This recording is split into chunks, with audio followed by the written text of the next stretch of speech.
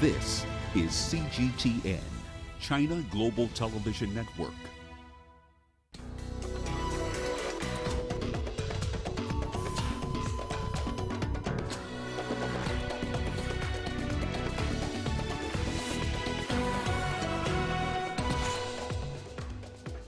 The African Union calls for a ceasefire in Ethiopia as fighting in Tigray region drags on. The United Nations is warning that nearly 22 million people in the Democratic Republic of Congo are facing a hunger crisis. And veteran Palestinian negotiator Saeb Erekat has died after contracting COVID-19. Hello and a very warm welcome to you wherever you're joining us. This is Africa Live only on CGTN. I'm Mahia Mutua in Nairobi. Ramanyang joins me now with your business headlines. That's right, Mahia. Here's what's coming up in the course of the hour. Well, explore why Tunisia has withdrawn this year's supplementary budget bill. And in East Africa, Kenya's allocated nearly $2 billion to modernize the capital city's mass transport system. We'll have the details on those stories and lots more coming your way in the course of the hour. For now, let's start with the latest in current affairs with Mahia. Rama, thank you. We begin in Ethiopia, where the federal government has reported a rising number of casualties as conflict escalates in the Tigray region. Fighting between federal forces and those loyal to local authorities has also caused residents to flee. In a press conference, Ethiopian officials gave an update on the conflict. Regarding casualties, we cannot rule out casualties. The first casualty was our defense forces, because they were in their pajamas, they were in their beds, they were simply playing and watching movies because they thought they were with their parents, with their colleagues and compatriots. So the first casualty that we have was our unsuspected armed forces. And the second was we cannot rule out also cross-firing. Once there is a conflict there, then you cannot rule out a civilian could be impacted by a crossfire. Earlier, the African Union called for a ceasefire in Ethiopia's Tigray region. The chairperson of the AU Commission, Musa Faki Mahamat, appealed for an end to hostilities and called on the involved parties to respect human rights. The chairperson has further urged the parties to engage in dialogue to seek a peaceful solution in the interests of the country. Now, on the eve of the comprehensive Libyan talks set to take place in Tunisia, the governments of Egypt and France have met to discuss the conflict. Libya was the main topic during the French foreign minister's visit to Cairo this week. He met Egyptian President Abdel Fattah el-Sisi and the country's foreign minister. Here is Adel Mahroui with more details. Egypt and France support the eastern-based Libyan National Army Commander General Khalifa Haftar. For years, they've been trying to drift Europe and the Arab world away from supporting the Western-based government. And ahead of the Libyan talks in Tunisia this week, the French foreign minister came to Cairo to reinforce those joint aims. Both countries have for long been promoting the same principles for Libya. Stability for Libya, rejecting any form of dividing the nation, no military solutions for Libya, and therefore only political dialogue. With the political process taking place in Tunisia, we are now more or less hopeful. This is a positive stage for the conflict. Egypt believes that its threat of military intervention in Libya, if the fighting continued, was the turning point in the civil war. The country has since then hosted military meetings which reached an agreement to withdraw foreign fighters and allow the resumption of domestic travel. Now, as Libyans begin crucial political talks in Tunisia, Cairo and Paris have announced their expectations. We don't see a chance to include the militias or the terrorist organizations or the terrorists who have been brought from Syria to complicate the crisis. There is no room for foreign interference in Libya. All of this increases polarization and drives the nation to what is worse. Egypt and France are hoping that the ongoing Libyan talks in Tunisia would produce the salvation that the Libyan people have been long waiting for. The two countries vowed that they will support the North African nation by all means to help it reach political stability. Adel Mahroui, CGTN, Cairo. A report by 2 United Nations agencies has warned about an increase in acute hunger around the world. The report says nearly 22 million people in the Democratic Republic of Congo are facing a hunger crisis, the highest number recorded in a single country. Chris Ochamringa has that report. The World Food Programme and the Food and Agriculture Organization have published a joint report about a heightened risk of famine in 14 African countries. The most affected countries include Burkina Faso, Nigeria, and South Sudan. The Democratic Republic of Congo was ranked among countries with rising levels of acute hunger. In 2019, the UN described the DRC as the world's second largest hunger crisis after Yemen, with 13 million people in dire need of food aid. But that number has now increased to 22 million people. The UN agencies say a combination of factors such as conflicts, economic decline, extreme weather, and the COVID-19 pandemic have pushed people in the DRC and other African countries to the brink of starvation. Chris Ochamringa, CGTN, Kinshasa, Democratic Republic of Congo. Saeb Erekat, a prominent Palestinian spokesperson, has died after contracting COVID-19 last month. He was 65. Erekat was the chief negotiator in peace talks with Israel, which collapsed in 2014. He was also Secretary General of the Palestine Liberation Organization. The Palestinian Authority has declared 3 days of mourning and flags will fly at half-mast. Stephanie Fried walks us through his legacy. Throughout his career, Saeb Erekat was open and unapologetic about his strong opinions.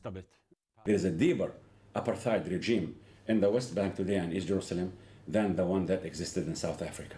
Stop this Israeli government before it's too late. Born in the Jerusalem border town of Abu Dis, as a young man, Erekat traveled to the U.S. and England for undergraduate, graduate, and Ph.D. studies in political science, international relations, and peace and conflict. He then returned to the West Bank, where he gravitated towards politics in the late 1980s. Allied with former PLO leader Yasser Arafat, he rapidly ascended within political ranks. By 1995, he was serving as Palestinian chief peace negotiator with Israel.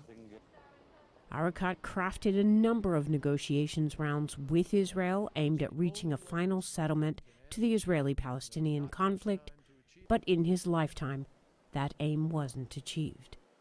He was criticized by Palestinians after leaked negotiations documents showed he secretly offered Israel unacceptable concessions. He resigned as chief negotiator in 2011 and was later reinstated. Okay, go to any roadblock.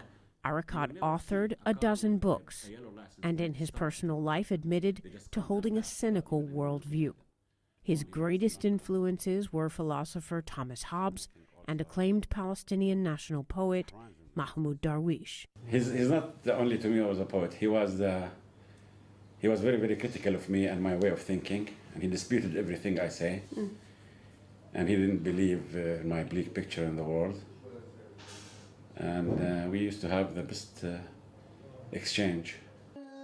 In recent years, he suffered from health issues, a heart attack in 2012 and a lung transplant in 2017.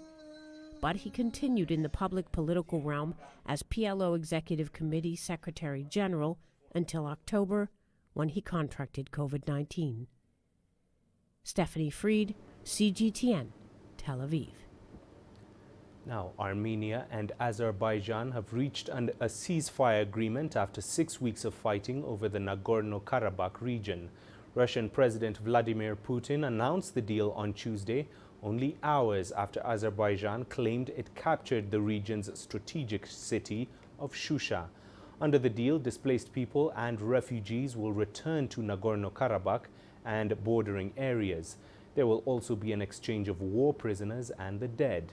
Armenia's prime minister has described the deal as an unspeakably painful agreement. The announcement has also sparked protests in Armenia, with demonstrators storming the government headquarters in the capital. Meanwhile, Turkey has hailed the Russia-brokered peace deal. Our correspondents in Moscow and Istanbul tell us what this development means for other major powers at play. But this is a very significant moment from Russia's perspective. Of course, Russia has been brokering the ceasefires in recent weeks that haven't held. This one, of course, as I say, is different. And of course, sending in Russian peacekeepers to be the arbiters of stability in Nagorno-Karabakh is a big moment for Russia. It's a big victory in terms of the PR of the conflict and in terms of its influence in the region, which was certainly in question over the last 6 weeks, with Turkey's role becoming ever more significant in its backing and even more staunch backing of Azerbaijan. Russia was trying to maintain a more neutral position, and it has certainly been a strategy that paid off, allowing it to come in and negotiate this ceasefire and become the arbiter of stability once again in the South Caucasus. Turkey is the main backer of Azerbaijan at this point, so it's certainly going to welcome this latest development. There was a statement made by Turkey's Foreign Minister Mevlut Çavuşoğlu, and I stated, and I quote, Turkey will continue to stand with Azerbaijan. This deal is a great success and victory for Azerbaijan. Lands under occupation for 30 years are being liberated. He also emphasized that Turkey would be in contact with the parties regarding the monitoring of the deal from now on, which would of course be very significant in the upcoming days to see whether or not this deal will actually hold. He held a phone conversation with his counterpart from Azerbaijan, Ceyhun Bayramov, and also Turkey's President Recep Tayyip Erdogan also held a phone conversation with Ilham Aliyev today as well, congratulating Azerbaijan for their wins. Turkey, of course, was not only the main backer politically since this conflict was reignited on September 27th, but also had stated that if requested by Baku, Turkey would be supporting them with their military as well. So, of course, Turkey is welcoming this development. Meanwhile, in Cameroon, gang violence is on the rise in the economic capital, Douala. Local officials have arrested dozens to curb the rising insecurity. CGTN's Daniela Pearson reports on how local residents are coping with this situation. Attacks by gangs, both day and night, in Douala's neighborhoods leave many fearing for their safety and livelihoods. They came to beat up the traders, to take things from the traders and other people who were passing by. Because there was no shortage of bandits in the crowd, other bandits who came by took advantage of the opportunity to cause trouble without even being aware of what was going on. The perpetrators, mainly youth, roam with weapons such as machetes, clubs, knives, and even screwdrivers to terrorize and steal. I don't find this occurrence strange, because on the streets, there are a lot of challenges, and sometimes you have to do this to survive, because you don't have a job. You've got no means of support to get a meal or money. You've got nothing to wear. Sometimes we do things like this to survive on the streets. The Cameroonian port city of 3.7 million residents saw at least 4 districts attacked just last month alone.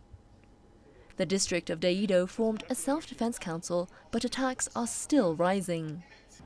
Today we are in the process of seeing with each village chief how to set up a community watch committee, no longer across the whole of the Daido canton, but a community watch in every village to ensure good response. Because the canton is so big, if we put them in each village, the response will be stronger. Local officials reported that dozens have already been rounded up and jailed. But not everyone agrees with this approach.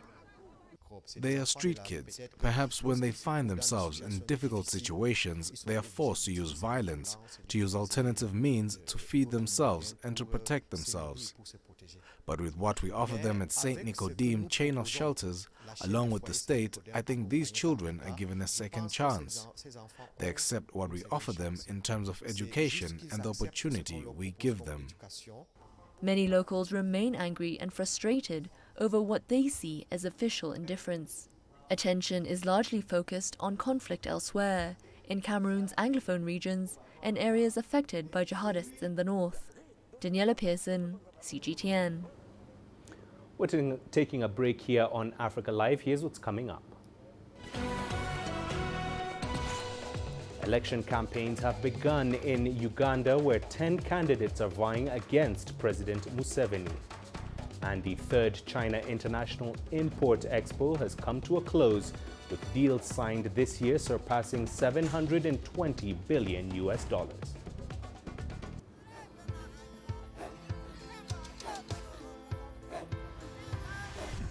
Africa is a continent of diversity, with varied climates and enchanting geography, and a people so distinct, but with a shared enduring spirit. We are at the heart of the continent to bring you the untold stories. Let's have a look. We celebrate Africa as it shapes its own destiny. Tunis, Cairo, Juba, Johannesburg, Ethiopia, Tanzania.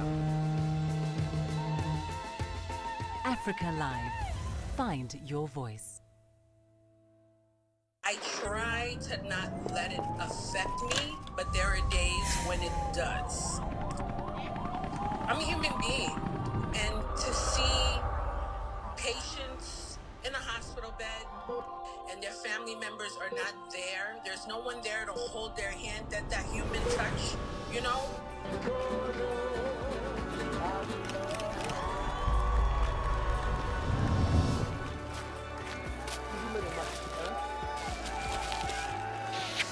I just hope everyone can remember that the situation is not permanent and that everything will get better eventually.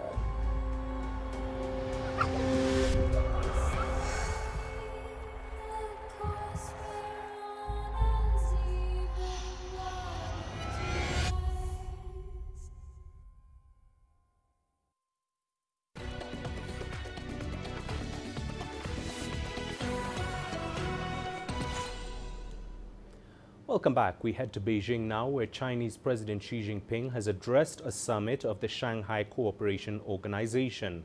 Via video link, he hailed the friendship among the alliance's member states and urged for more cooperation and multilateralism. Xi said China will work towards improving global governance and maintaining the international order. He also called on the SCO to build what he describes as a community with a shared future. Regarding the pandemic, he called for a hotline to connect disease control and prevention centers among SCO members and said China will help them with their vaccine needs. The Chinese leader said he opposes foreign interference in the domestic affairs of any of the bloc's members. He also underlined that China cannot develop without the rest of the world, nor can the world prosper without China. The summit is expected to adopt an action plan for the next 5 years, covering areas such as security, trade, and people-to-people exchanges. The SCO was established in 2001 as an association connecting several Eurasian nations. The Shanghai Cooperation Organization will celebrate its 20th anniversary next year. Let's uphold the Shanghai spirit, cooperate sincerely, and forge ahead to promote greater development for the organization and build a closer community with a shared future. China has pledged to eradicate absolute poverty by the end of 2020. With the deadline less than 2 months away, northwest China's Gansu province is one of the final battlegrounds in the country.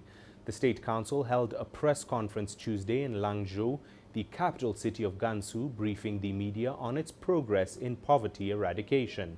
CGTN reporter Hu Chao has the details. Gansu province is located in a mountainous area in northwestern China.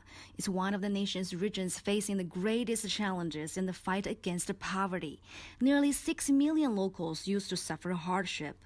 But Tuesday's press conference says the number was reduced to 460,000 by the end of last year, thanks to a series of measures adopted by the local government to help increase the income of local villagers. Media from both home and abroad attended the press briefing. One of the focuses was on how to keep people from falling back into hardship. China's poverty eradication efforts have achieved great results under the leadership of the Chinese government. But it's of vital importance that those who've shaken off poverty are continuously able to make a living on their own. How will the Gansu provincial government support them? First of all, it's been our fundamental policy to develop industries to fight poverty. We've established a comprehensive industry system. We've also offered subsidies to encourage local farmers to develop and expand their farming businesses. We've also made all-out efforts to increase employment. We've been encouraging work both within and out of the province. Provincial officials also spoke about how they've continued supporting efforts to eradicate poverty despite challenges posed by COVID-19. We have successfully combined the fight against the pandemic and poverty. We have made efforts in 5 aspects. One is strong confidence to go ahead with the work. Second, we have carried out a series of policies and measures. Third, we have focused on resuming production and helping the workers get back to work. Fourth, we have ensured spring plowing goes ahead. And lastly, we've closely worked with local villagers and helped them cope with various problems. The Gansu provincial officials say they will spare no efforts in the battle. They will help the last 8 counties in the province get rid of it while monitoring the risk of villagers falling back into extreme hardship. Hu Chao, CGTN, Lanzhou, Gansu Province. Now, the 3rd China International Import Expo has come to a close with deals signed this year surpassing $720 billion. That's about 2% higher than the figure last year. CGTN's Li Jianhua has more. The 3rd International Import Expo ended with a great number of deals signed. This year they are worth more than last time around despite fewer visitors due to the pandemic. The 3rd CIIE was held despite the imposition of regular health measures against the coronavirus. This year's event, held both online and in the pavilions, is the largest international economic and commercial event, gathering the highest numbers of countries' participants. This demonstrates China's achievements in containing the pandemic and its socio-economic development. The section featuring medical equipment and products has drawn a lot of attention. China Sinopharm inked a deal with American medical devices and healthcare company Abbott, bringing new devices to China which help to check glucose levels for diabetes patients without blood sampling. So we're proud to present this technology to Chinese market, and more importantly, we're taking advantage of CIIE platform to accelerate the introduction of our portfolio, more products in the portfolio so that we can help more Chinese patients. Each time at the CIIE, Sinopharm managed to sign deals. For each session, we were able to find advanced methods and ways of treating various diseases, which we would introduce immediately through Sinopharm's strong networks and production capacity. The aim is to import the most advanced medical products and benefit the public. Japanese companies have had the largest number of participants. Nearly all exhibitors have brought in live streaming technologies to boost sales online. This year, because of the pandemic, so actually the traffic is not so much, I think. But so through live streaming or the famous KOL is also came here. So through the live streaming, we can deliver our power to China. Shiseido is among the hundreds of companies that just signed up to partake in the next year's CIIE. What's different about this year's Import Expo is the impact of the coronavirus pandemic. The number of visitors to the pavilions has been reduced and strict health measures were imposed. Despite headwinds from the coronavirus, the deals inked this year amount to over 2% higher than the previous sessions. Li Jianhua, CGTN, Shanghai. Uganda's presidential candidates have started their campaigns for the 2021 elections. The incumbent President Yoweri Museveni will face 10 other candidates in the polls. The campaigns will be severely limited due to restrictions to curb the spread of COVID-19. Leon Senyange now reports. Alliance for National Transformation Party leader General Mugisha Muntu makes his speech to voters.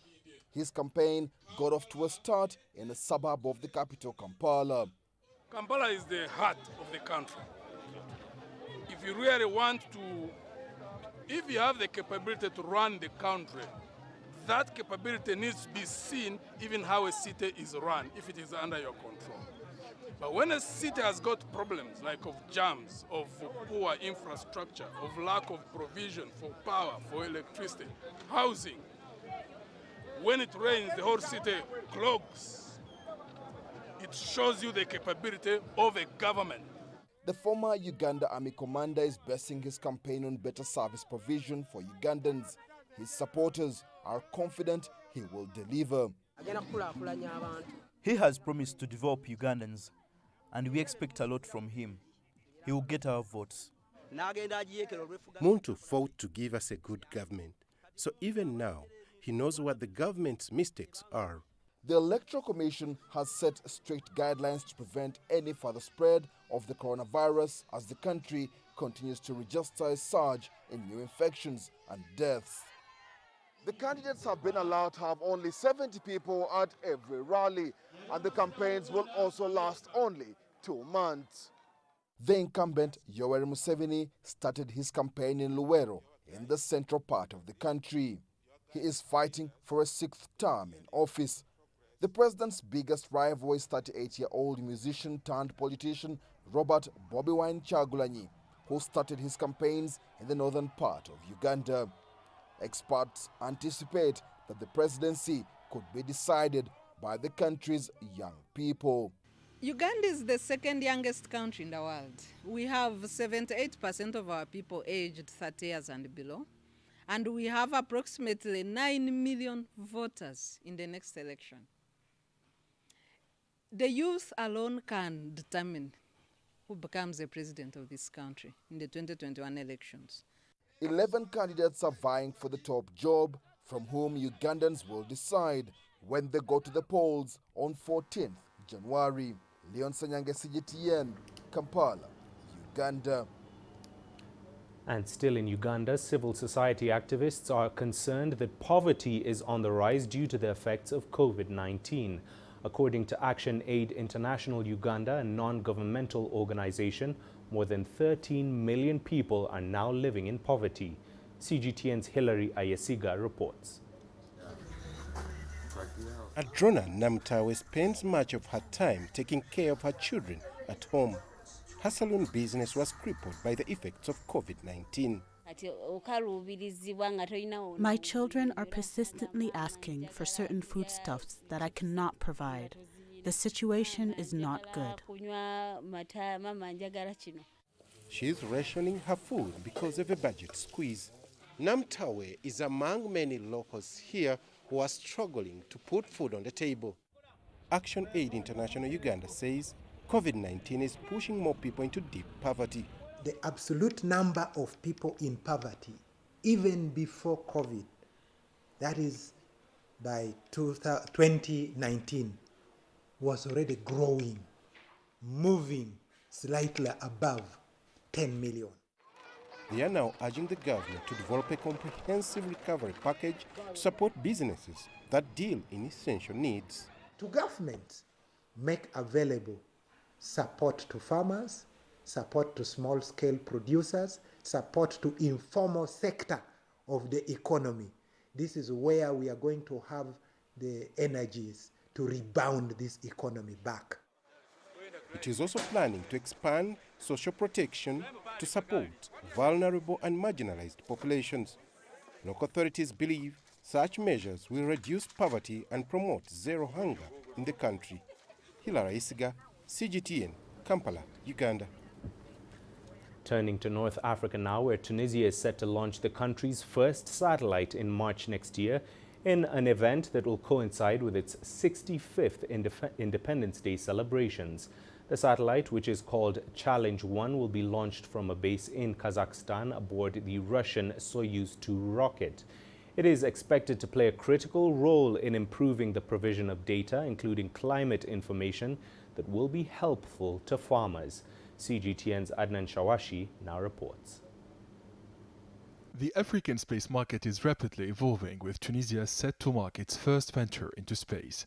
The Tunisian satellite, which is known as Challenge 1, will use a new protocol, LoRa, or long range in space, which is a low-power wide area network. To the world, we want to show that Tunisia has good skills, and now we are in the club of nations who work in space and technology of space. So it's for us a big responsibility to be successful in this challenge and to launch our first Tunisian satellite with the technology of Internet of Things. The Telnet Group general manager says he's in favor of the transfer of satellite technology to other African nations. Telnet also plans to launch a constellation of 30 satellites for African services and the Internet of Things. As Tunisian company, we think that we have a responsibility against our continent, Africa.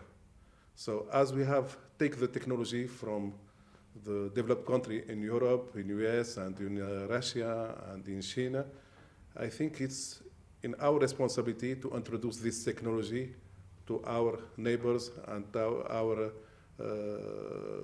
countries in Africa, which Tunisia can be the bridge.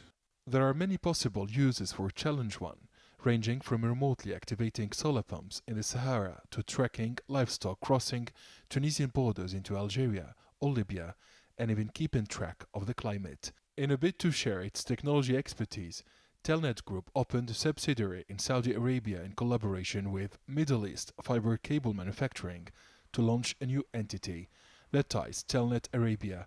The new subsidiary now operates in space and earth telecommunications to serve the Middle East market. Our objective is to help Saudi engineers to make alone their satellite, and we will give them our expertise, and after that our Saudi subsidiary and our Saudi implementation can do the same thing for the countries of Middle East. And in that case, we can also launch a constellation of 30 satellites for this region. Challenge 1 was developed by Tunisian engineers and skills. It will be launched from a base in Kazakhstan aboard the Russian Soyuz 2 rocket. Mohamed Frikha, the founder and CEO of Telnet Group, says his company has paved the way for other Tunisian and African tech companies to become satellite manufacturers. Currently, Telnet Holding has subsidiaries in France, Germany, the US, the UAE, and Saudi Arabia. Abdel Shawishi, CGTN, Tunis.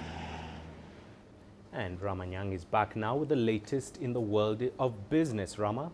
Thank you very much, Mahia. Here's what's coming up in business news. We'll explore why Tunisia has withdrawn this year's supplementary budget. And Kenya allocates nearly $2 billion to modernize the capital city's transportation system. Africa is the nexus of enterprise, and global business will tell you why it matters. From the mega investment projects to multi-billion-dollar mergers and acquisitions. Africa today collects, just in terms of revenues from taxes alone, $545 billion a year. If you take 10% of that and you devote it to the energy sector, problem solved. All this on Global Business, weekdays at this time on CGTN.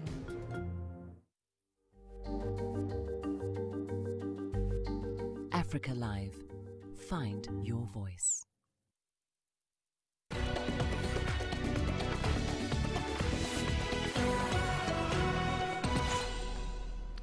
Welcome back to the program. Let's head over to North Africa. Tunisia's government has withdrawn the supplementary budget bill for 2020, which would have basically created the country's largest fiscal deficit in decades. That decision comes after both Parliament and the central bank demanded that the executive cut its spending plans. The bill, in its original form, would have widened the fiscal deficit to a mammoth 14% of GDP as the state stepped up spending by about $4 billion, largely to alleviate the impact of the pandemic. Here's CGTN's Adin Chouachi with the details. Tunisian lawmakers have confirmed that the Finance Commission has requested the withdrawal of the extra budget bill that would have left the battered economy facing an accelerated debt distress. The project of the extra budget bill is terrifying for many reasons. The numbers presented by the government are unclear and unjustified. The disagreement with the central bank is also alarming. Spending an additional $3.7 million and paying the bills of dozens of state companies in 2 months is unacceptable. The budget needs to be reviewed. During a hearing session in Parliament, the governor of the Central Bank of Tunisia declared that he does not oppose financing the supplementary finance law for 2020. He, however, insisted that this measure should be done in acceptable proportions that preserve the major financial balances of the North African state. If approved, the current bill will certainly boost inflation, cut reserves and weigh on the local currency. The government has not started the implementation of structural reforms. The central bank is committed to assist the state on condition that the government submits an official request for the identification of responsibilities and which gives a legal dimension to the central bank's mission in financing the budget. Tunisia's government announced that the high level of budget deficit for 2020 is partly due to the negative repercussions of the coronavirus-induced economic crisis. In addition, economists say it's the result of the way the budget figures have been presented in recent years and the optimistic scenarios which were wrongly included in those budgets. Public finances were hit hard over the past 10 years because we've made many mistakes. The evaluation was wrong and many state expenses were not included. We should learn from this unprecedented crisis, which is not the result of the coronavirus crisis as the government claims. The pandemic has only deepened the situation, but the lack of political will to implement structural economic reforms is to blame. Economists have highlighted the importance of implementing structural reforms and finding permanent and non-cyclical solutions for economic and financial policies, taking into account the unstable economic, political and social challenges in the North African country. Tunisian authorities believe that the pre-pandemic economic situation was exacerbated by the COVID-19 crisis. The Finance Commission at the Tunisian Parliament has urged the government to submit a new and more realistic extra budget bill within 2 weeks. Aden Shawishi, CGTN, Tunis. Over in West Africa, Nigeria is facing the fastest yearly rise in food prices as inflation over there continues to surge, reaching its highest level in 13 months. The COVID-19 disruptions and border closures to trade are some of the factors that are pushing food prices higher and higher. Here's CGTN's Kelechi Emekalam with this report. Antonia Nnamdi started her foodstuff business some 5 months back during the coronavirus lockdown. It turned out a lucrative business to venture into at the time, but she's considering closing shop due to the soaring food prices and low patronage. It's been difficult getting funds to restock. Many have had their income slashed or completely cut off as a result of the COVID-19 pandemic. People who are supposed to buy up to 3 or 4 items, if they come because of the challenges, they will buy only one and they will leave. Some will leave without picking anything. Like tomato now, tomato price is as high as it's like gold in the markets now because of the hike, and then even onions. So everything has increased in price. It's really expensive for people like us to manage. We have to economize and get the most important ones and then forfeit the rest. Nigeria's inflation rate hit a 30-month high. According to the Bureau of Statistics, food inflation was a major driver, hitting 16.6% in September. Prices of staple food items have more than doubled in the last year. Since the time federal government locked the borders till date, one thing is common: persistent increase in inflation figures, particularly food inflation. One of the things government should do is to induce supply, do everything possible to drive up supply, do everything possible to intervene in agri sector to support operators beyond hose and cutlass strategy of farming to somewhat of mechanized farming, turn farming to business, turn into agri-biz where investors can put their money in farms. Outside crude oil, agriculture is the base of Nigeria's economy, providing many citizens with a source of livelihood. 90% of Nigeria's food production comes from small farms, and the country's yearly import bill is at an average $35 billion. Now, government and private investors would need to expand agri-intervention programs and investments to high-capacity ventures in order to boost production for the nation's 200 million strong population and at an affordable price. Kelechi Emekalam, CGTN Abuja, Nigeria. To East Africa now, where Kenya has allocated more than $1.8 billion to modernize its transportation system around its capital in a move aimed at decongesting the city and resolving perennial traffic snarl-ups. The rehabilitated commuter rail line is part of a wider plan to integrate commuter systems within the city and the environs. It also comprises of setting up a bus rapid transit system and some non-motorized transportation networks. Residents of Kenya's capital are set to enjoy commuting around the city through rail services following the rehabilitation and modernization of its commuter trains. The renovation is one of the efforts by Kenya's government to solve traffic snarl-ups in Nairobi by decongesting the city, which is ranked as one of the most difficult to commute to the continent due to lack of a scheduled public transport system. Congestion has cost this city billions and billions of shillings. And so, as we develop Nairobi City, as we look at the future of the Nairobi City, we had to make sure that we integrate the road transport and the rail system. The road system, as you know, we are doing some major infrastructural work in terms of new projects. But as we do those things, it's not enough. We have to have a rail system, which then will take majority of the people in and outside the city of Nairobi. Authorities say the process involves a rail master plan, which includes rehabilitating existing infrastructure and constructing new stations. It's part of a wider Nairobi Metropolitan Service Improvement Project that aims to modernize the region's most advanced capital. This has been a long journey, and the journey began a few years ago. We started by doing what is called a rail master plan, and it is what we're doing right now is the implementation of the rail master plan. And the rail master plan divided the process into two large portions. There's what we're calling the quick wins. And the quick wins is leveraging what is already there. You can imagine that within just the Nairobi Metropolitan, for phase one, we already have about 152 kilometers of rail that wasn't in necessarily good condition, but the network is there. We have now gone and built 10 new stations within the Metropolitan.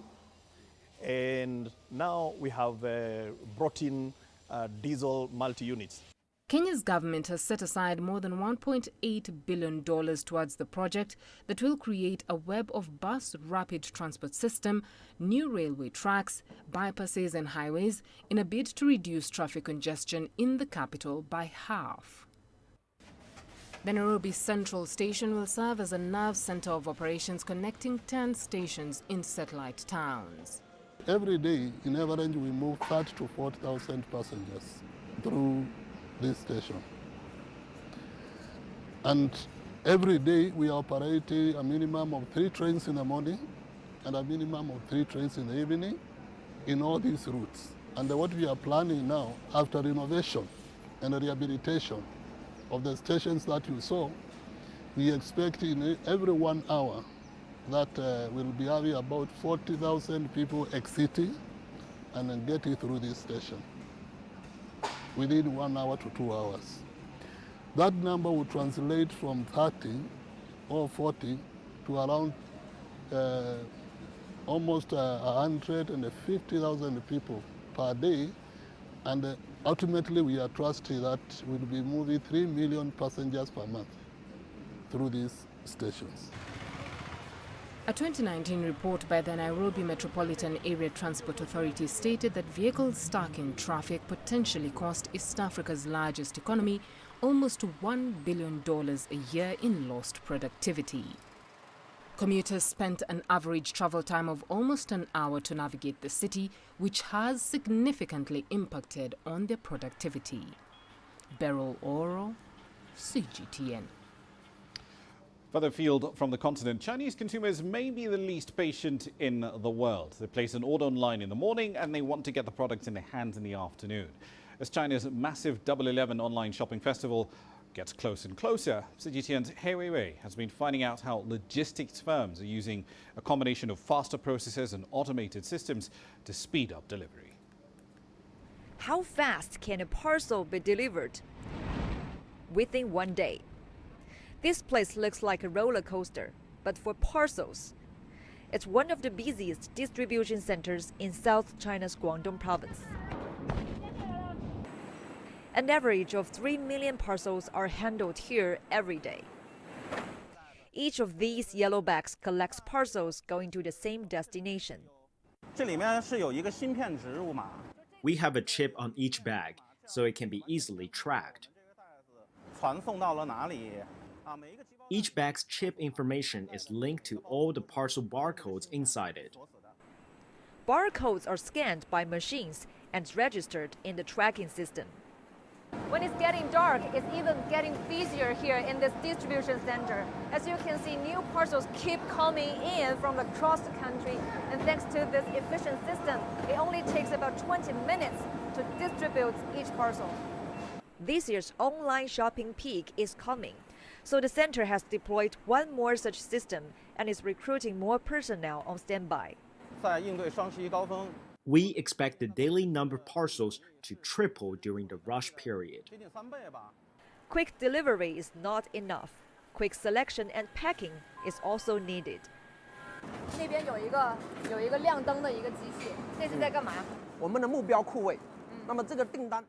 That's to locate a certain product in our warehouse.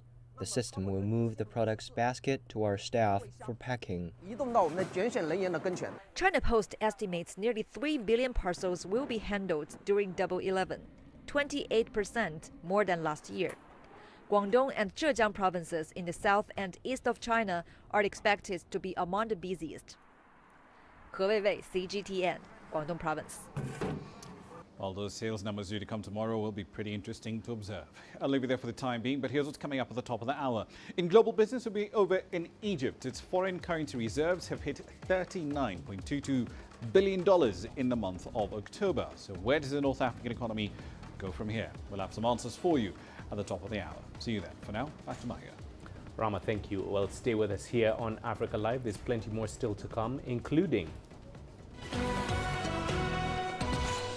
young reporters document the challenges women with children are facing amid the global pandemic in Kibera, one of Africa's largest informal settlements. Join us in global business and see Africa through our eyes.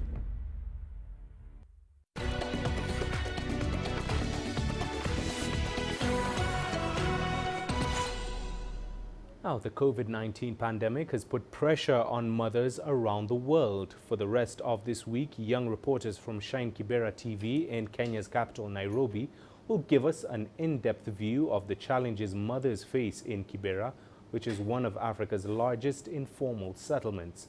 Our first episode introduces us to a special woman, Regina Wainaina. Through her foundation, Regina is showing local women how to make a living by weaving and selling mats. Let's find out more.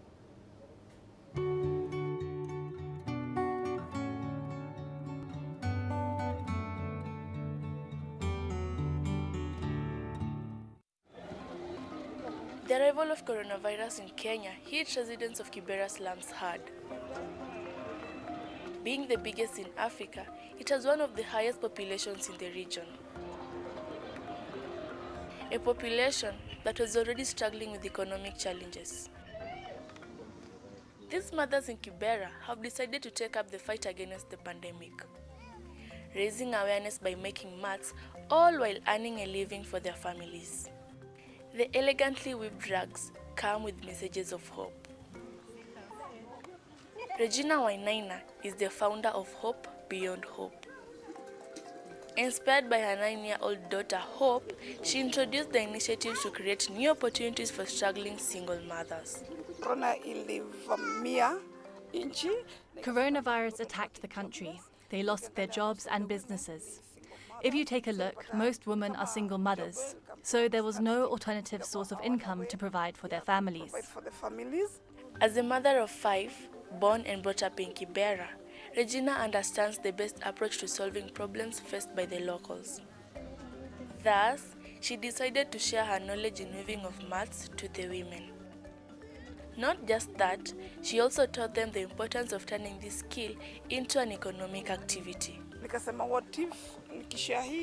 I first thought of teaching them how to weave mats so we can gain something from it. But she noticed the hopelessness that COVID-19 had caused. and women were the most affected. Many of them had lost hope. Many felt that after the pandemic, life came to a standstill. There was no way forward, but I was there to give them hope. Even as we make these mats, we hope there's a market for them. Not all of us are supported by our spouses, and for those who are married, sometimes the husbands provide as little as 50 shillings. But now we can supplement ourselves by selling these mats. The idea, though good, is faced by challenges. We are still out in the open. We lack an office. If we get support, we can acquire materials for our work. You can see not all women are weaving. To Regina, hope beyond hope goes beyond the need to aspire and achieve. Every time una radio slogan, when you read the words Project Hope, you feel like you have been reborn. Even when you're feeling like the world has ended and have lost all expectations in life, it gives you a new reason to pick up the pieces and start moving on. She's calling on women in Africa to empower themselves economically and shape their destinies. Women should stop sitting back and waiting to be fed and dressed in the name of being vulnerable. They need to pull back these social masks and see life in a modern way. Hope and her mom aim to raise awareness for these women's dignity and creating an opportunity for them to earn a living. Sylvia Dhiambo, CGTN. And here's what's coming up on the sport. Egypt out again.